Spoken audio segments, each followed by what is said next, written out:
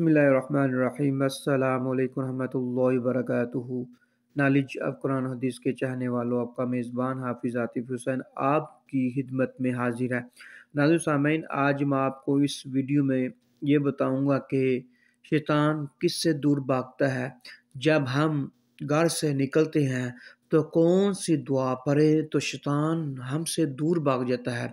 सुनिए मेरे नबी का फरमान। आका अलैहिस्सलातु वस्सलाम ने इरशाद फरमाया, जो शख्स अपने घर से निकलते वक़्त ये दुआ पढ़े तो उससे कहा जाता है, हर चीज़ के शर से तेरी हिफाजत कर दी गई और शैतान उससे दूर भाग जाता है। वो कौन सी दुआ है? दुआ ये है, बिस्मिल्लाहि तवक्कलतु अलल्लाहि ला हौला वला कुव्वता इल्ला बिल्लाह। मैं दोबारा रिपीट कर देता हूँ, बिस्मिल्लाहि तवक्कलतु अलल्लाहि ला हौला वला कुव्वता इल्ला बिल्लाह। आप तर्जुमा भी समात कीजिए। अल्लाह का नाम मैं लेकर और उसी पर भरोसा करते हुए घर से निकलता हूँ। नेक काम करने की कुव्वत और गुनाहों से बचने की ताकत अल्लाह ही की तरफ से है।